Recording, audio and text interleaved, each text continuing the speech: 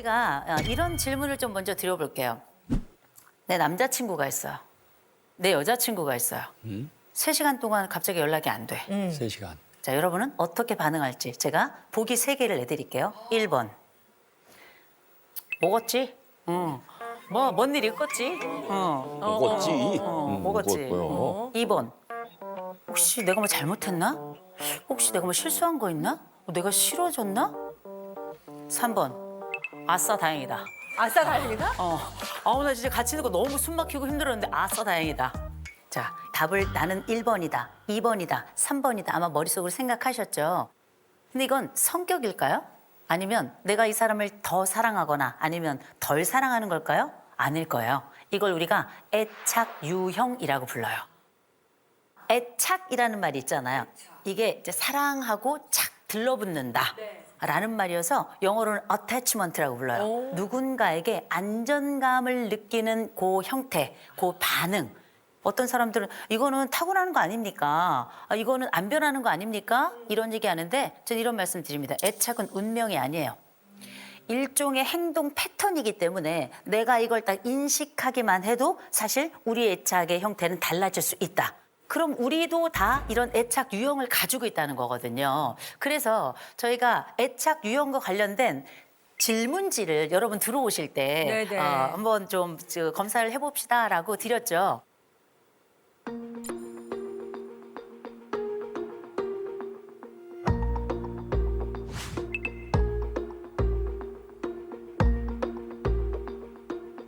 일단 우리가 이 회피형과 그리고 이 불안 요 두 가지를 중심으로 해서 총 4개의 유형을 발견할 수가 있습니다. 4개의 유형인데 일단 내가 불안 점수가 15점 미만이에요. 그리고 회피 점수도 낮아. 그래서 내가 불안 점수도 낮고 회피 점수도 낮아. 나는 안정형이에요. 야, 이거 뭐 너무 좋은 겁니다. 최고죠. 어유. 이런 사람들은 웬만한 일에 있어서는 그럴 수 있어. 뭐 다음번에 또 기회가 오겠지. 이 사람이 이런 데에는 또 그만한 이유가 있을 거야. 이렇게 주로 판단을 하는 형이고요. 자, 그다음에 우리가 그 옆에 보시면 거부 회피형이라고 나오죠. 나 불안은 낮아. 근데 내가 회피가 높아. 네, 맞아. 그럼 이게 거부 회피형이에요. 그래서 이거는 뭐냐면 다른 사람들은 사실 나는 좀 없어도 돼. 나 혼자 있는 게 훨씬 편해.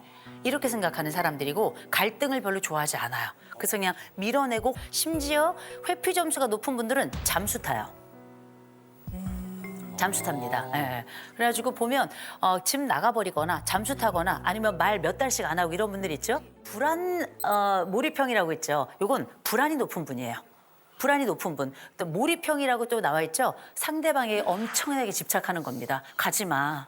나 사랑해줘. 난 사랑이 필요해. I need love. 나 지금 미워하는 거야? 나 사랑하지 않는 거야? 끊임없이 재촉하고 독촉하죠. 자, 그러면 마지막 공포 회피형이 있어요. 공포 회피형이라고 하는 건 사실 불안도 굉장히 높아요. 회피도 굉장히 높아요. 그래서 어떤 양상이 벌어지냐면 너무 간절히 매달리죠. 그래서 어느 순간에 막 잠수를 타버려.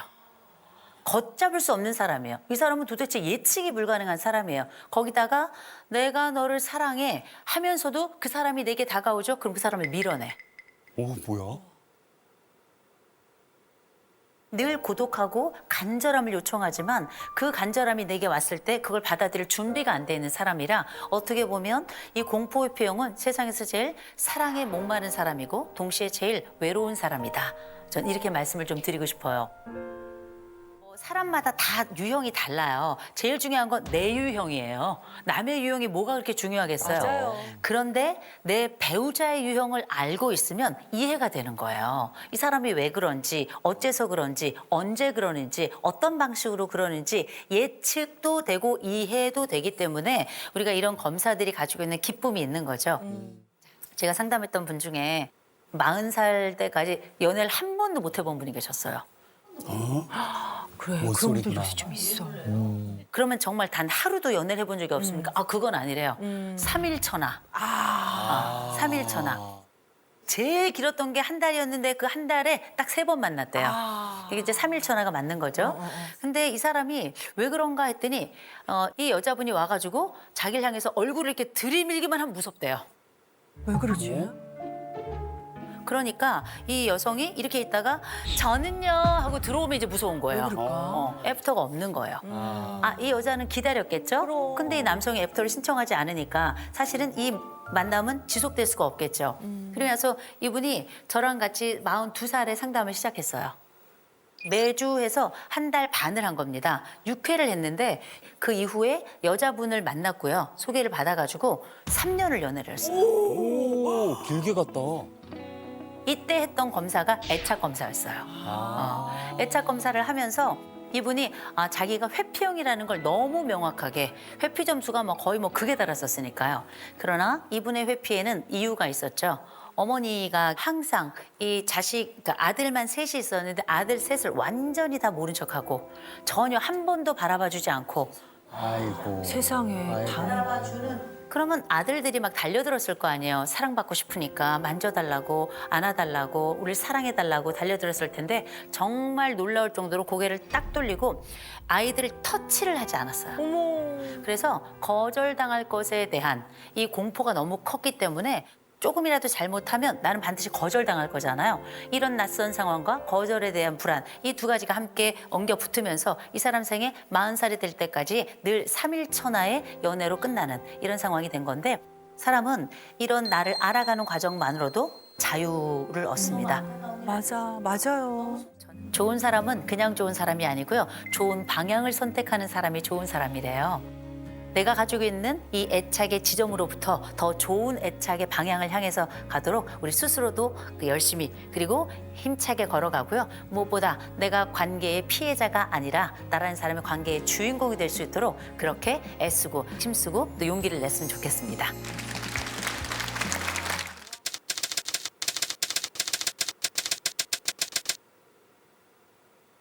재혼을 했는데 방송을 통해서 결혼하다 보니까 방송 통해서?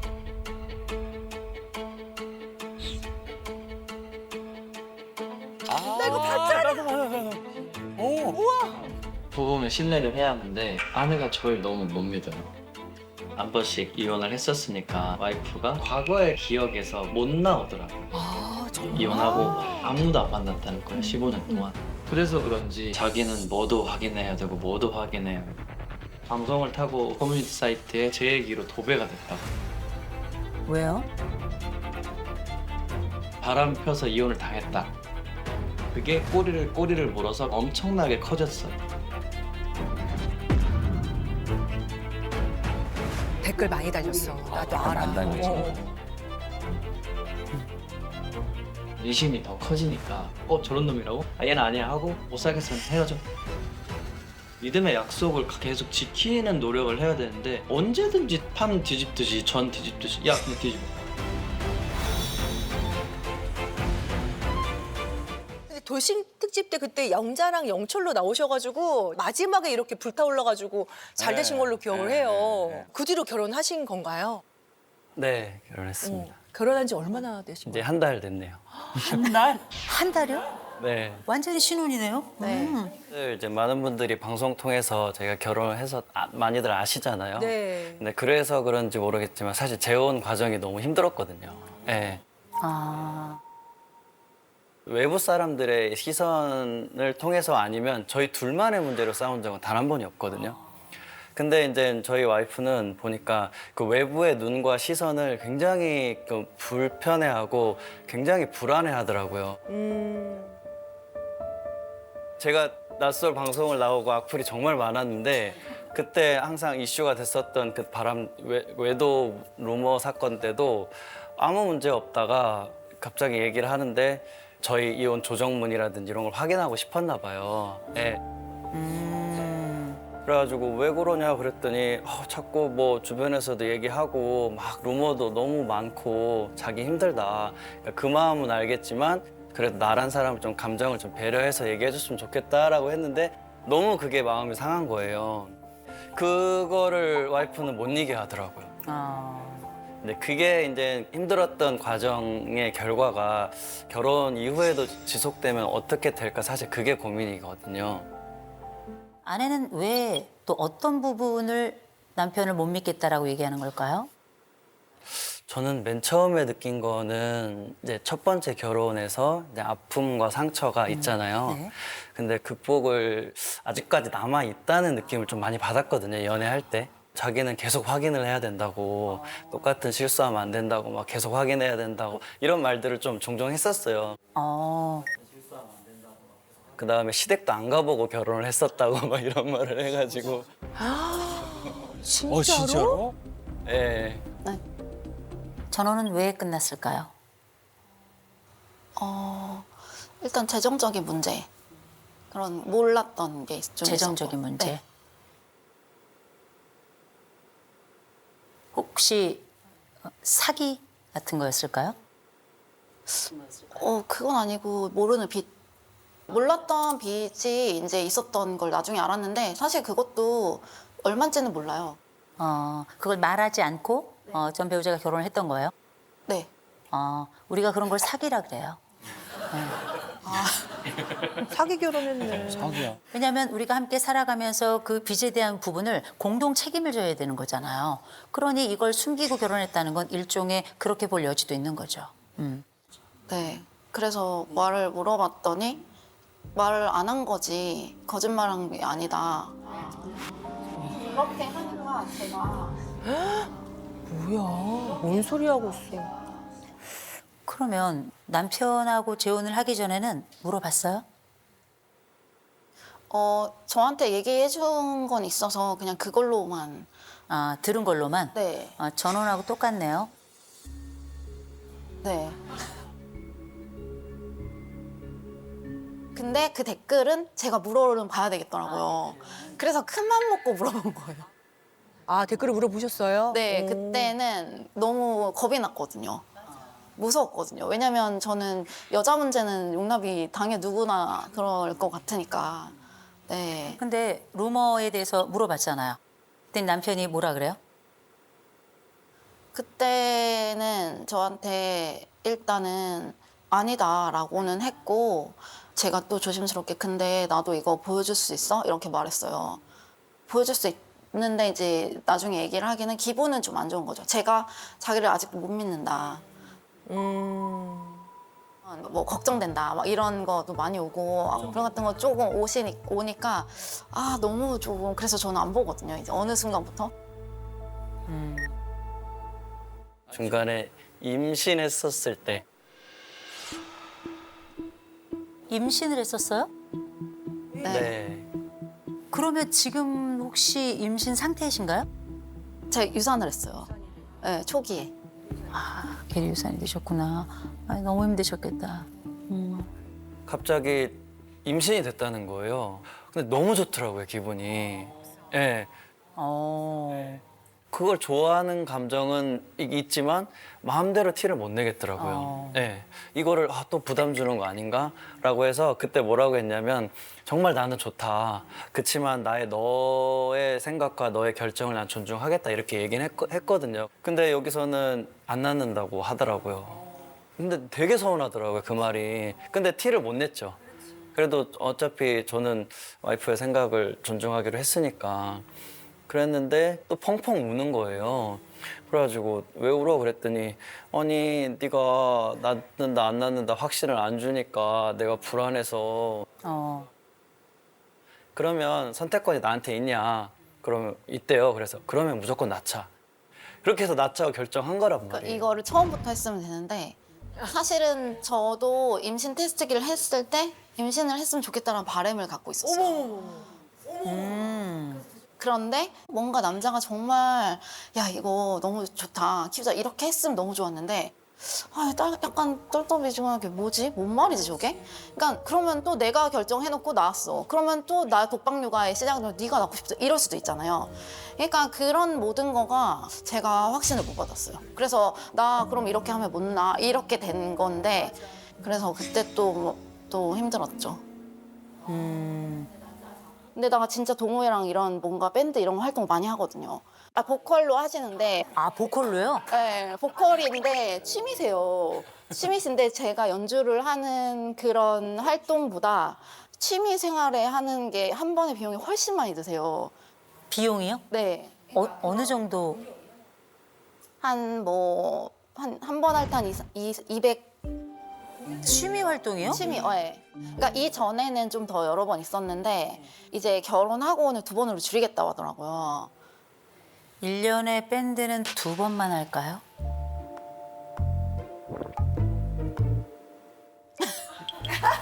남편 월급 알아요? 정확하게 몰라요. 남편 지출 알아요? 잘 몰라요. 예. 그래서 여쭤볼게요. 남편은 거짓말을 하는 사람일까요?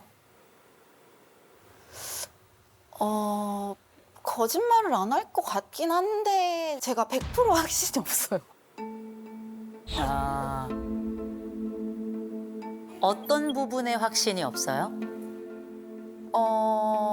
그러니까 혹시나 뭐 얼마가 와서 얼마가 나가는데 그거를 얼마나 줄여서 말한다든지. 아니 제가 이 말씀을 왜 드리냐면 아내는 남편을 캐묻지 않아요.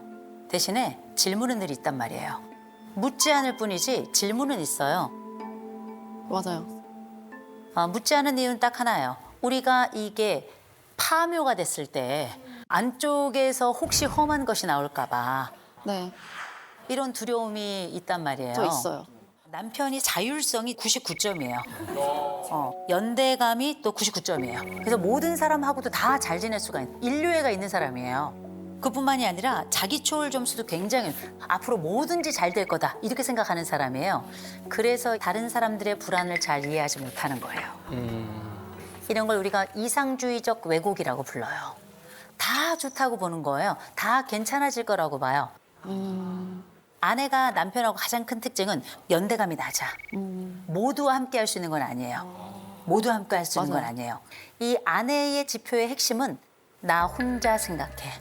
나 혼자 결정해. 이건 지표에 드러나는 건 아니지만 15년간의 삶이 그러했던 거예요. 내가 혼자 생각하고 혼자 판단하고 마지막에 통보하는 거죠. 네. 이게 모두와 함께 살아가는 남편하고의 다른 점이에요. 이 부분은 2가지만 조정하면 아주 좋아질 거예요. 2가지만 조정하면. 첫 번째, 신뢰의 문제가 처음 나왔죠. 이 신뢰의 문제는 아내가 모자라서가 아니에요. 또 남편의 문제도 아니에요. 이건 이 신뢰의 문제는 아내의 불안으로부터 기인한 거예요. 그래서 이 여자의 특징은 뭐냐? 이 사람은 예측을 할 수 있어야 돼요. 예측이 돼야 돼요. 그래야 불안이 낮아지거든요. 밴드 하잖아요. 갑자기 알려주죠? 갑자기 알려줘요. 갑자기. 그래서 제가 그게 되게 기분 나빴었어요. 어떨 땐 내일이야. 진짜 날짜를 이제는 결혼하고 저한테 상의를 해야 되는데 이미 잡았어요. 나 이날 하겠어요. 그래서 기분이 나쁘더라고요. 그러면 누구랑 상의해? 이랬어요. 그랬더니 밴드원이랑 한다는 거예요. 또 그러면 나는 그냥 얻어서 통보만 받는 사람이잖아요. 그런 게 좀 있어요. 그래서 뭘 해야 되냐면 자꾸 미리 알려주셔야 돼요. 미리 알려주셔야 돼요. 아내는 알고 나면 물어보지 않잖아요. 그렇죠? 예측하게 해주면 돼요. 네.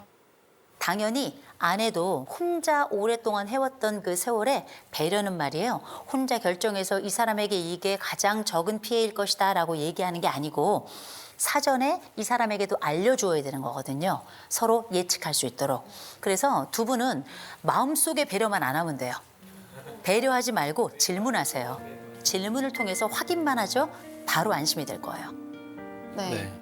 2번째 더 어려운 문제가 남아있어요. 돈. 근데 이 집은 그냥 부부가 아니라 복합가족이에요.